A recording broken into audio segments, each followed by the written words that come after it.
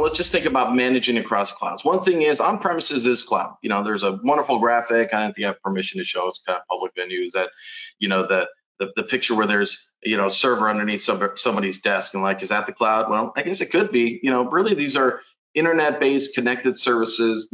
Many times you're going to have, really sophisticated management tools that's in your query, and we often forget about these other little pieces that somebody might have a server someplace. And can we keep management or view of that? Yes, you can. If it's an AWS, if it's sitting on a VMware cluster, if it's a Kubernetes thing deployed at a colo, can we get our arms around this? Yes, we can. And that's really the nice thing about this, is that where you are, how you are, let's get those things together. And management isn't just, well, I got to make sure they're patched, but seriously important to make, not only to patch them, but ensure they're being patched. And especially, are they being patched with the things that we need?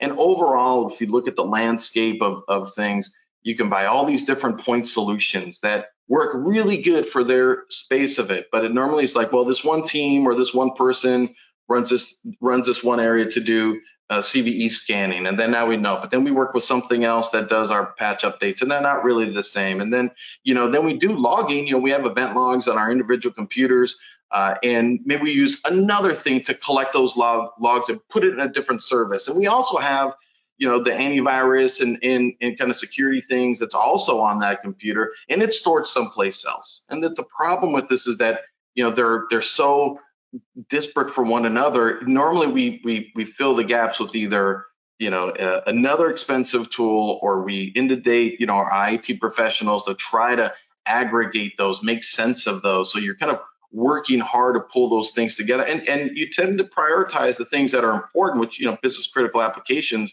But it's always that one thing that doesn't seem nearly as important, that doesn't have that same focus all the time, where you get attacked or where it's just not following the process and you didn't know it. So part of this is just understanding the landscape at what you have, and you don't necessarily have to move everything at once. You can do them in phases, and that's kind of a recommendation. Start small, but be mindful of what you do as you go along. And part of this is that a lot of the IT skills of how we pull that together. You might have one person, it might be you, that's been doing it there for the last 5 to 6 years. But then people tend to get promoted. They tend to retire. They go off and do something else. They get sick or whatever it is, and they're the ones banding it all together, which also creates a big challenge for others to learn it. Lose capability. So it's not to say that when you go into Azure, everything is just click and it's all done for you, but it's a more integrated approach that you have, and you can do it in time as you move along. So as we talk about here about what some of those key things, one of the biggest ones is Azure Arc. So the nice thing about Azure Arc, this service is available in commercial, it's also available in government. And really Arc, when you think about it, the graphic here is kind of telling, if you will, is really bridging the gap between what are things in Azure. So it used to be, if you want all these great tools inside of Azure that does inventory collection and security analysis and compliance and all of these other great services, you need to be in Azure. But that makes it really hard for organizations that either have a really good reason to stay on-prem, whether it's healthcare applications and services, manufacturing, that might be, whatever that is, that you might always need them there, or they're just there for now. That, what do I do for that? So really Azure Arc is the one that connects it, together, just so that there's an awareness as a whole, and start to unify the view of, yes, those are all of our servers, and we can have a way inside of our infrastructure to continue to capture those, so that we make sure we can set policies that cross not only a policy that's in Azure for your VMs, that's on-prem for your VMs, it could be across multiple clouds. We've seen it where customers have things in AWS servers that are there. Their identity services are in Microsoft 365. They also have some on-prem domain controllers that they might have. Already, you're in cross-cloud in what you're doing. And normally what happens is, well, if I need to manage the servers that are in AWS, I have to go do one thing. If I have to go look at Google, I have to do another thing. And part of it's because our developers put the applications in AWS, but we put all of our things on-prem and GCP and Azure. So you have this mixture that you also need to support across teams. So again, Azure really makes it nice because the available infrastructure that they have to span across these environments. So the other part that goes with it, I'll talk more about it towards the end, is really the Defender for Cloud pieces of it, so that we can both understand not only what devices are there, but to start to protect them and start to understand what's happening in them, so that we can see that there's some security vulnerabilities that are out there, and I can apply policies. And this will be a thing that I continue to talk about this whole thing, and something that you could write down as a note that keeps it there, is that you get to start to have unified policies and views across your servers and infrastructure. And by the way, it's not just servers, we'll talk more Kubernetes, IoT devices. If you have that, consistent policies across your different properties, and assess them across your different policies or your environments. And so that's the other key thing. So you can have things like Azure policy. I'm not going to talk much in depth about that, except for that with Azure policy, you're able to define certain things like, hey, if you're a Linux device of this type,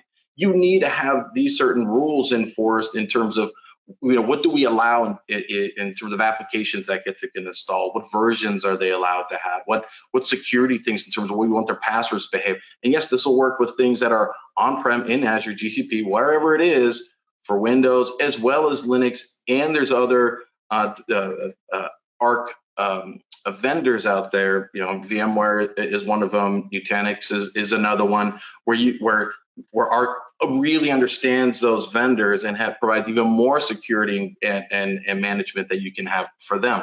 But again, Defender for Cloud allows you to do this across those different properties. So when we think about the three things that Arc is really allowing you to do, and then for you, as part of your homework as we go along through this or your notes, is really thinking, well, there's servers, traditional view of a server to Windows OS with whatever's on there. It could be a domain controller, it could be a web server, it could be a file server, it could be just a plain server that's in a local AD or not, but it's running some line of business application. It could also be Linux based that you have. So those have some very specific kind of grunt work OS things that it needs to work with. But then there's more contextualized ones, such as Azure Arc for Kubernetes. So if you have applications that you already have because you've built them and you have developers or other people in infrastructure who've decided to really leverage the Kubernetes infrastructure to essentially map how you do your deployments, your updates across whatever that is, you can bring them into Azure Arc too. So not only just understanding the servers that are there, but the Kubernetes infrastructure that's inside that you want.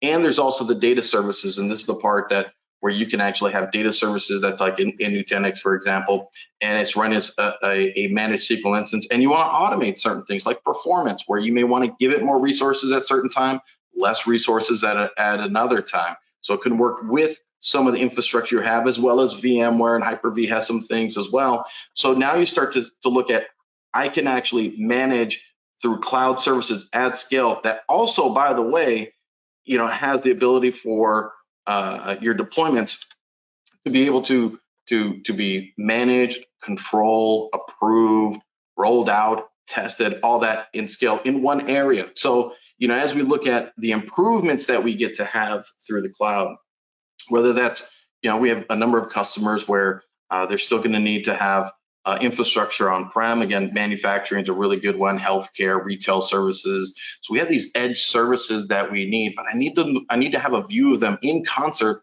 with all of the other pieces that I have, because oftentimes they're managed separately in separate units. And it's not to say that you have to get rid of all of your other pieces either, but you'd like to have oversight across all of those different properties as much as possible, and really start to benefit from the unification of all of them as you move along. So you can still leverage all of the things that you're doing in terms of your deployment of like GitHub, DevOps, deployments, where it gets deployed, on-prem, in the cloud, in GCP. So really, hopefully this opens your eyes that through just this beginning capability, what you can do, you can now start to affect all of those other pieces without having to feel that they're so individualized.